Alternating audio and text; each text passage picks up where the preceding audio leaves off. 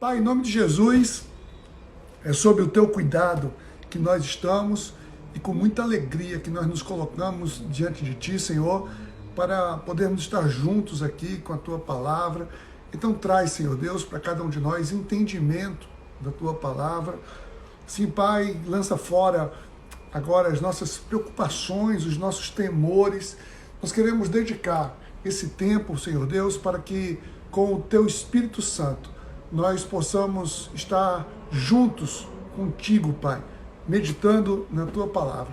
Que tudo seja para a honra e para a glória do teu santo nome, em nome de Jesus. Amém. Amém.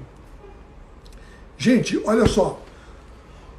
Muito bem-vindo vocês aqui. Agora, hoje nós vamos dar sequência a esses encontros. A gente tivemos uma série antes de encontros com Jesus e agora encontros em nome de Jesus, né? Estamos no livro de Atos, aqui no livro de Atos. E se você chegou aqui e não tem acompanhado tudo, eu queria te desafiar a uma leitura de Atos. Aí leia os livros. E hoje a gente vai mergulhar aqui no capítulo 12, especificamente, tá? Então, a gente vai no capítulo 12, a gente está chegando ali já quase na metade do livro de Atos. A perseguição aí está andando solta naquela região, em toda a região da Palestina, ali, né? Então, a gente viu ontem, a gente tinha visto no capítulo 10, a igreja crescendo na região de Antioquia, né? Então, ali nós tivemos um crescimento, né, em Antioquia, e Barnabé, ele foi lá em Tarso, buscou Saulo e estava pregando em Antioquia. E eles, no final, no capítulo 11, mostra que eles tinham ido, né, uma grande seca estava abatendo a região ali da Judéia, e eles descem de Antioquia levando recursos generosos. Né? Eles vão lá levar recursos para a Judéia, tá? Ali para Jerusalém. E ao que tudo indica, a gente vai ver aqui, essa passagem aqui do capítulo 12 de Atos, ela se dá ali numa época de Páscoa. Tá? Então, se você está aí com a sua Bíblia, pega a sua Bíblia, abra aí, vou até escrever aqui, já registrado, né? Aqui, ó, Atos, texto de hoje. Atos, capítulo 12. Pronto. Atos 12, deixa eu fixar. Pronto. Atos 12 é onde a gente está hoje, aqui. Gente, olha só. O capítulo começa, capítulo 12, falando que Herodes, ou seja, por ser ocasião da Páscoa, Herodes era um tetrarca, ali ele né, governava uma parte, né, um quarto daquela região, e ele ficava muito mais ali, ele era o governante, ele era rei, considerado rei, mas era o governante mais da área da Galileia. Mas na época da Páscoa, todos subiam para a Judéia, então ele tinha poder, tinha influência ali também, e ele está lá na Judéia. E aqui diz que nessa ocasião o rei Herodes prendeu alguns, olha só, eu vou ler aqui nos versículos 1 a 3, diz assim: nessa ocasião o rei Herodes prendeu alguns que pertenciam à igreja, com a intenção de maltratá-los, vê? E mandou matar à espada Tiago, irmão de João. Vendo isso, que agradava aos judeus, prosseguiu, prendendo também Pedro durante a festa dos pães sem fermentos. Tendo-o prendido, lançou no cárcere e entregando-o para ser guardado por quatro escoltas de 4 soldados cada uma. Herodes pretendia submetê-lo ao julgamento público depois da Páscoa. Então, preste atenção aqui. Vamos nos apegar aqui a alguns detalhes, né, desse início aqui do texto. Né? Primeiro, que Herodes, ele tinha um interesse em agradar os judeus ali religiosos. Isso tinha sido já desde antes, ele já vinha lá, né, desde antes, quando ele manda prender João Batista, né? Então Herodes, ele estava sempre ali, ele tinha um conchavo com, assim, ele também tinha ali alguns resquícios de corrupção com aquela turma do Sinédrio e tudo, né? Ele se aliou a Pilatos, enfim, ele fazia tudo aquilo para agradar. Então ele cruelmente aqui, ou seja, estava crescendo, tinha muitos judeus ali, a turma estava, né, naquela época de festividade, todo mundo, então tinha gente que estava convertida já ao cristianismo, gente que não estava. Jerusalém devia estar ali muito tomada naquele período, né? Era sempre um período de grande peregrinação até aquela região. Então, ele, para agradar os judeus, ele pega um e mata logo. Ele pega um dos seguidores ali de Jesus e pega logo Tiago, né? Tiago, né, irmão de João, e ele mata Tiago à espada, né? Ou seja, de uma crueldade muito grande. E aí, diz que logo na sequência, quando ele viu que aquela atitude agradou aos judeus, ele decide também maltratar outro. Ele diz, olha, vamos fazer o seguinte, vamos pegar Pedro. Pegou Pedro, mas não matou Pedro ainda aqui por um motivo muito ali, ou seja, porque era o período da Páscoa, ali, muito provavelmente ele mata Tiago um pouco antes, né, na época da festa ali, e depois da Páscoa ele poderia julgar, muito provavelmente induzir, como da mesma maneira que prendeu a Jesus lá atrás, na época da Páscoa, e logo depois da Páscoa judaica também, ele vai submeter Jesus a um julgamento, tá? Então, foi justamente naquele momento, olha só, e o versículo 4 aqui, né, mostra como ele prendeu, ou seja, olha só, deu uma pausada aí, que tentou entrar uma ligação, né, mas vamos lá.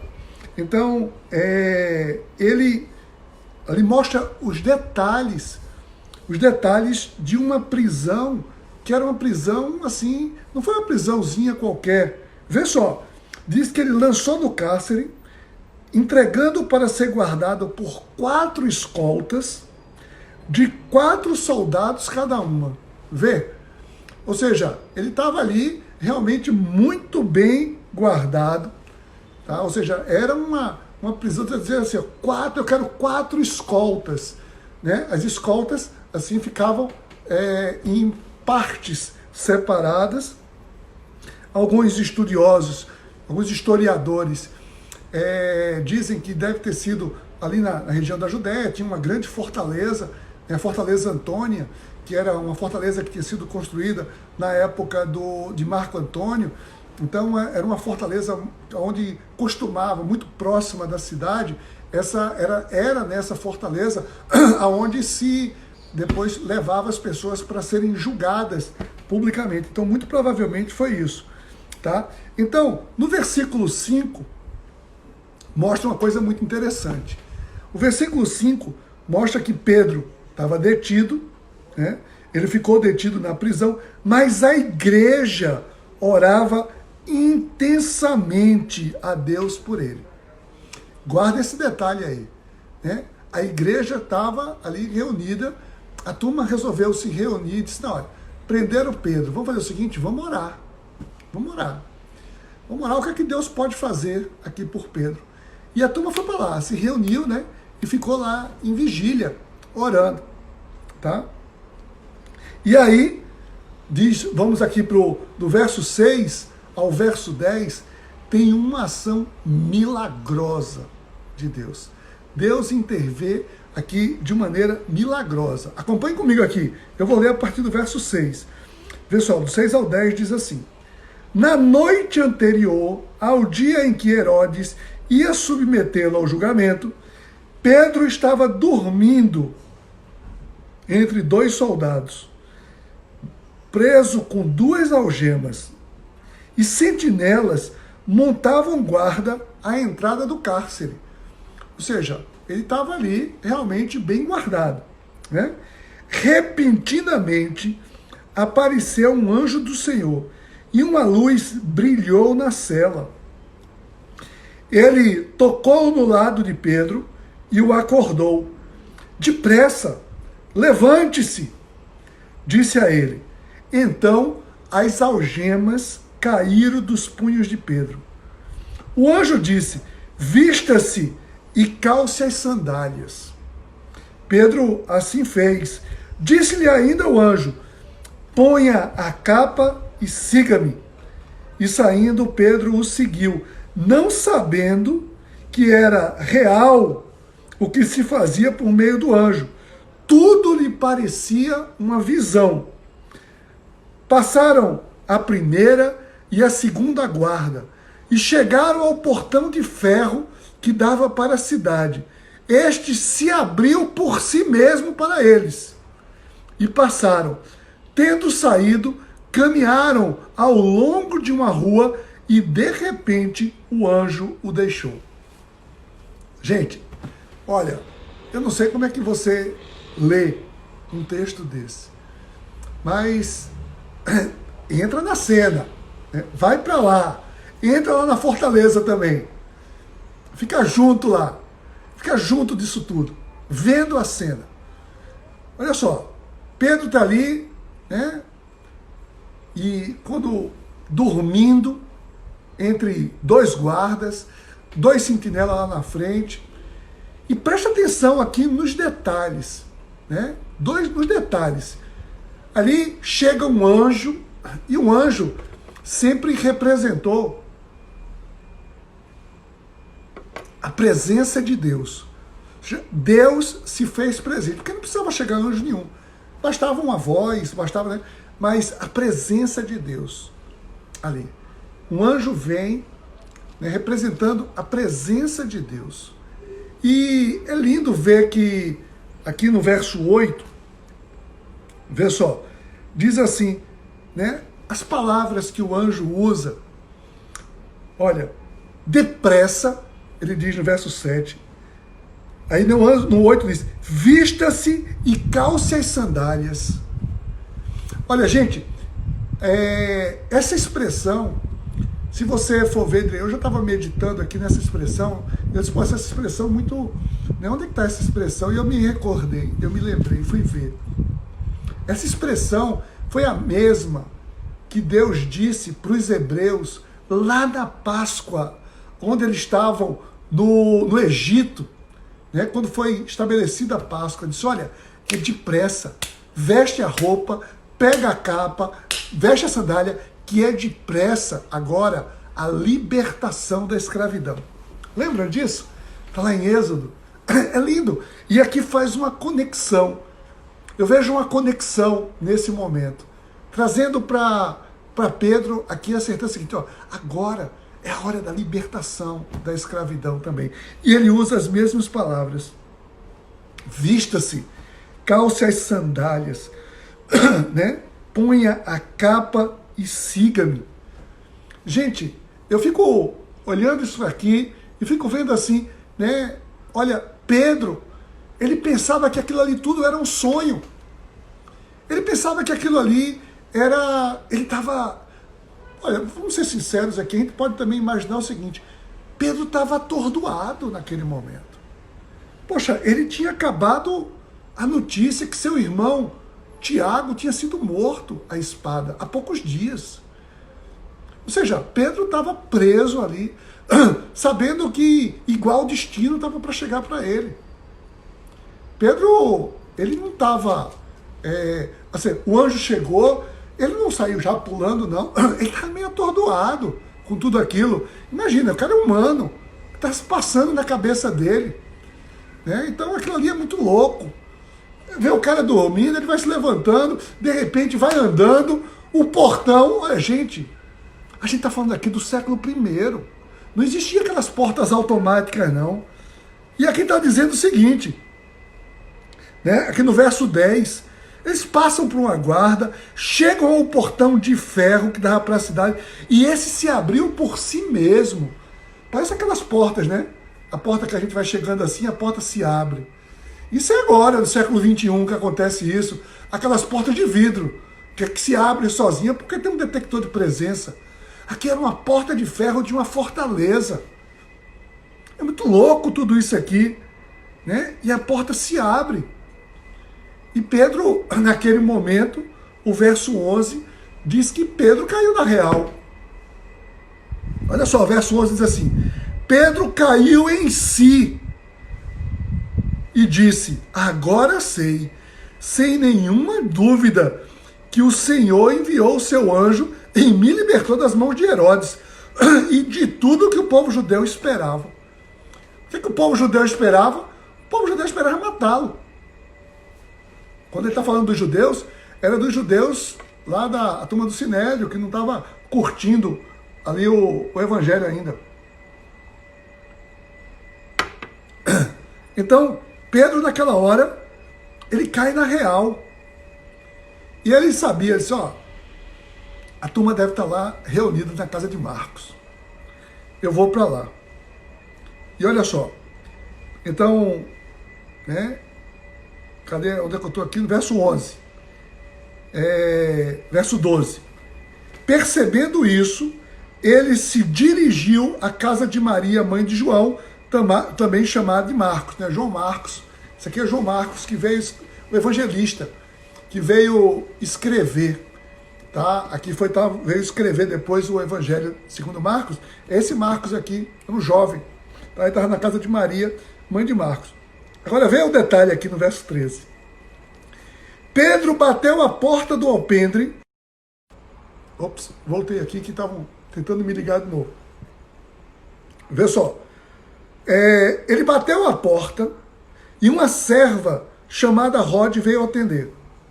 Ao reconhecer a voz de Pedro, eu acho massa isso aqui, tomada de alegria, ela correu de volta, sem abrir a porta.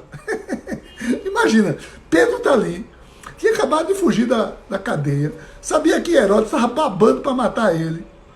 E a mulher ouve a voz dele e fica tão feliz, eufórica, que em vez de abrir a porta, vai lá para dentro. É muito louco, né? Isso aqui é muito louco. Mas ela vai lá para dentro. E a Bíblia está dizendo aqui, sem abrir a porta. E exclamou, Pedro está à porta. Olha, ela grita lá, Pedro está na porta. Gente, vocês não vão acreditar. Pedro está ali. E sabe o que acontece? O verso 15 mostra uma coisa aqui muito interessante, que alguém pode até ficar, né, chateado aqui, vendo de fora, a gente pode até ver, pô, essa turma também, né, bando de cara frouxo, né? Olha só, eles disseram, você está fora de si. Vê o que a turma lá, a turma estava, presta atenção, lá a gente viu antes, que a turma estava reunida, verso 5, fazendo o quê? Orando intensamente a Deus, é o que diz o verso 5. Mas, vê, às vezes, as pessoas estão orando intensamente, mas é um ato religioso. Porque parece que não acredita que realmente o milagre vai acontecer. Parece que está orando só porque alguém disse que tinha que orar e é o desespero, mas é orando com incredulidade. A turma orava e não acreditava que podia acontecer. Vê, que diz assim, insistindo ela em afirmar que era Pedro, ainda disseram o seguinte, deve ser o anjo dele. Assim, ó, você está enganada. Não deve ser Pedro, deve ser o anjo dele. Ou seja, a turma acreditava mais nas tradições judaicas, eles ainda estavam presos a algumas tradições, a tradição de que o anjo da guarda se parece com a pessoa, cada uma pessoa, tem uma tradição judaica que diz assim, que cada anjo da guarda tem a aparência e a voz da própria pessoa. Isso é uma tradição judaica. que diz isso. E os caras disseram, deve ser o anjo dele. Não é ele, não. Mas Pedro estava lá fora. Pedro deve ter dito, né? Deve ter pensado, poxa, agora eu estou entendendo o que é que Jesus disse, homem de pequena fé. Né? Que aí Pedro disse, continuou batendo. Gente, sou eu aqui, gente, vamos embora. E quando abriram a porta e o viram, ficaram perplexos. A turma estava orando, pedindo a Deus pela vida de Pedro. Deus liberta Pedro. Ou seja, um milagre aconteceu. Porque foi um milagre. Aquelas guardas todas montadas, né? Uma fortaleza, prisão de segurança máxima. Um anjo vai lá, pega Pedro, manda ele se vestir, sair depressa, deixa os guardas tudo ali chapado, dormindo. Ninguém vê absolutamente nada. E Pedro chega ali. Ou seja, a gente está falando de um milagre. É um milagre isso aqui. Não é uma coisa que acontece a todo momento. Um portão de ferro se abrir por si só. Né? A gente está falando da narrativa de um milagre. Mas a turma não acreditava em milagre, não, parece. Diz que eles ficaram perplexos. Aí no 17, acompanha aqui no 17. Pedro chega e diz assim, fazendo-lhes um sinal para que se calassem. Ou seja, os caras ficaram perplexos. Pedro, é você mesmo, glória a Deus. Aí começaram a gritar, né? Aí Pedro, silêncio. Que diz aqui assim, eu estou só dramatizando aqui, né? Fazendo, né? Porque só está dizendo que Pedro fez um sinal. Sinal para que se calassem. Sinal para que se calassem é assim, né? Né? Isso é um sinal para se calar, não é não? Então, ele pega ali e fala para a turma, pessoal, vocês não vão acreditar. O texto está dizendo, ele descreveu como o Senhor o havia tirado da prisão. Ele conta tudo para a turma. Só, eu estava dormindo. Contou aquilo tudo. O que estava acontecendo aqui, ele contou. Né? Então, ele disse o seguinte, gente, não dá para eu ficar aqui não, mas eu quero que você vá contar isso para Tiago e aos outros irmãos. Né? Conta isso para a turma. Vai contar, eu quero que vocês contem para todos eles o que aconteceu. E eu preciso sair daqui agora. E aí diz, então ele saiu e foi para outro lugar. Por quê? Porque ali era um lugar meio óbvio.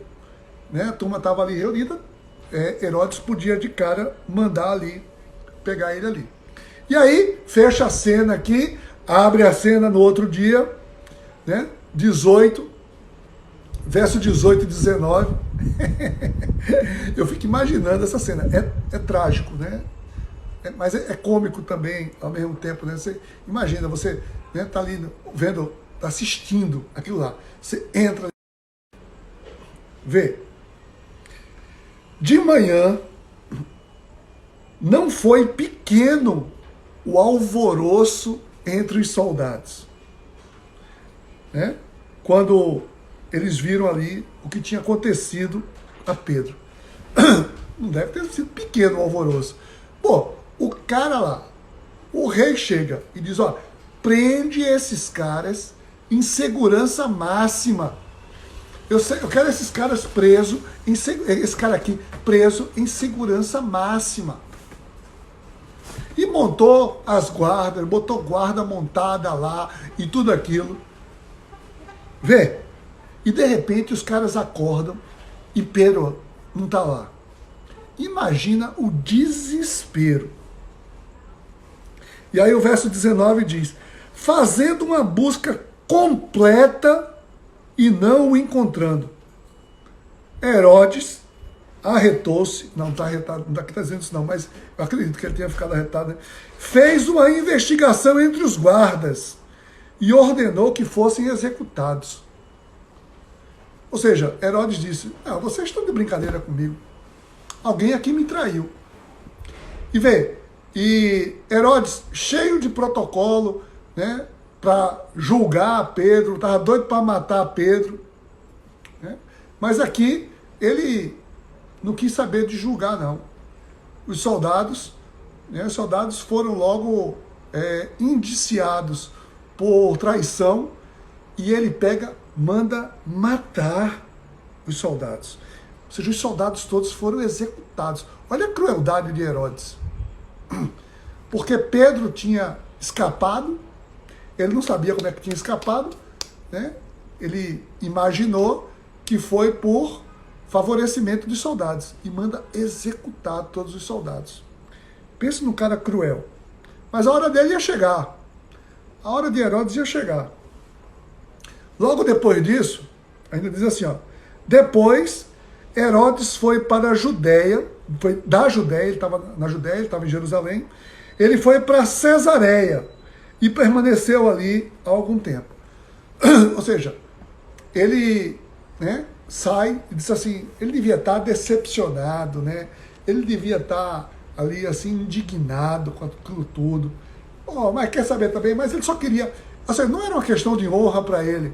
Ele só queria, né, ali, ele só queria mesmo era agradar, babar os judeus, tá? Então ele chega simplesmente e diz, ó, sabe de uma coisa? Eu vou embora.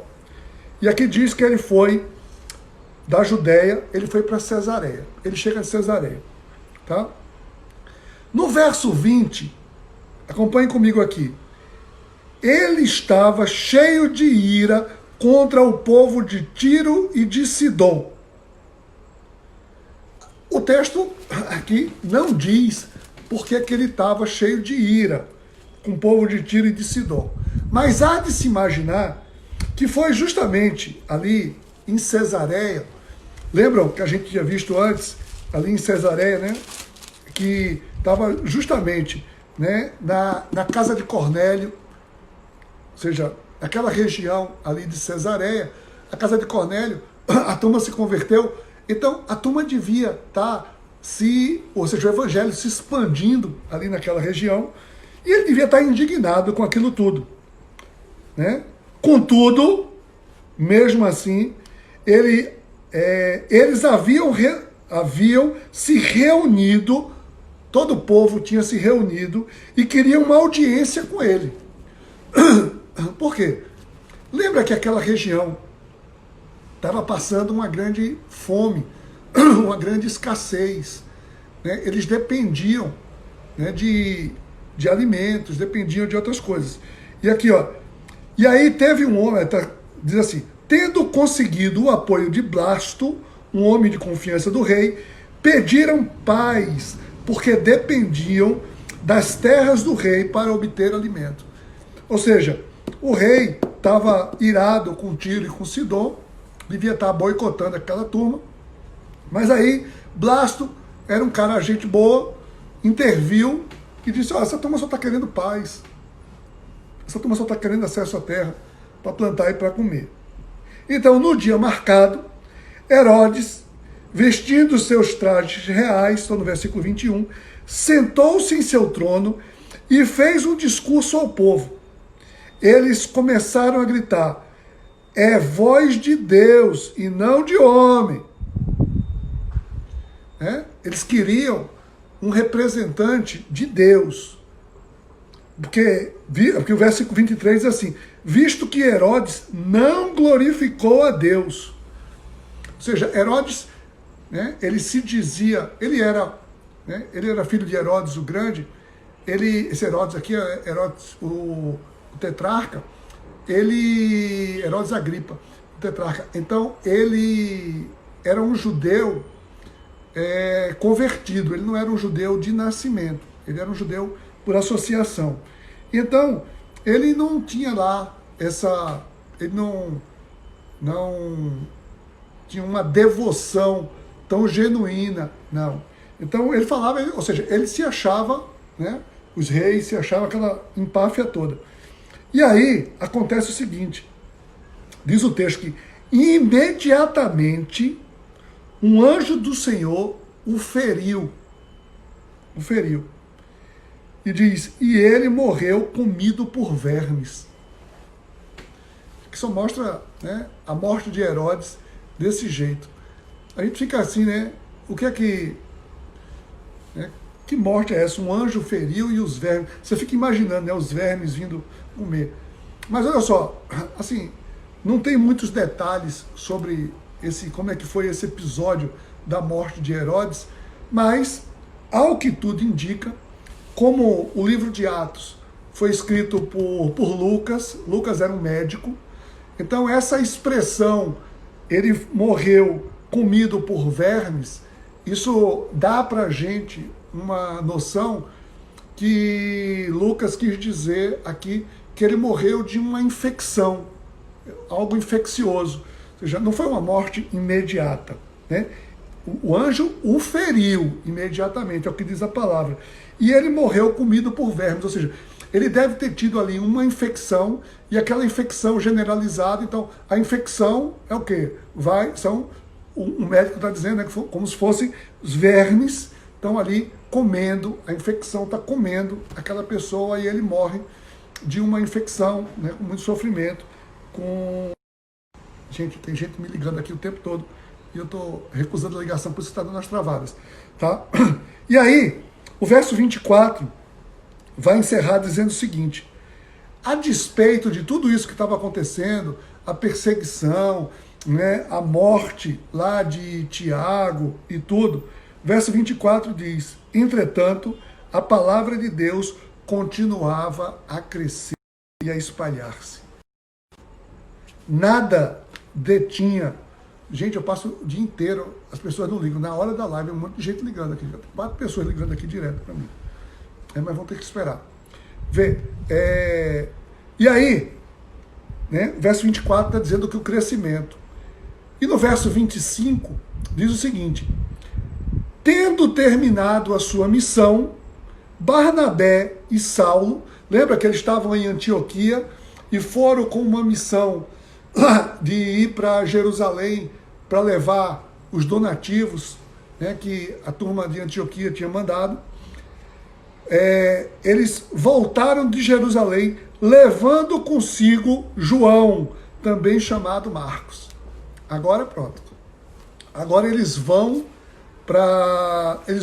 para Antioquia, né? Saulo e Barnabé, mas não voltam sozinhos. Eles trazem Marcos. Ó, Marcos, vem aqui conosco. Tem aqui coisa para você. E depois Marcos a gente vai, né, ver mais de Marcos aqui na sequência. Tá? Então, esse é o capítulo 12. E esse capítulo 12, a gente vai ver isso mais amanhã, ele marca uma transição aqui, né, no livro de Atos. É aqui que sai de cena, porque o ator principal aqui até agora era quem? Era Pedro. Sai de cena Pedro, e agora vai começar, né, porque Pedro, o apóstolo para os judeus, e vai entrar em cena agora Paulo, chamei no capítulo 3, a partir de amanhã. Aqui é a virada de chave, e no final do livro de Atos, a gente vai ouvir falar, né, a gente vai falar constantemente aqui da vida de Paulo, tá? Saulo, que vira Paulo. Então, gente, quais as lições que a gente pode tirar para a nossa vida com esse texto aqui?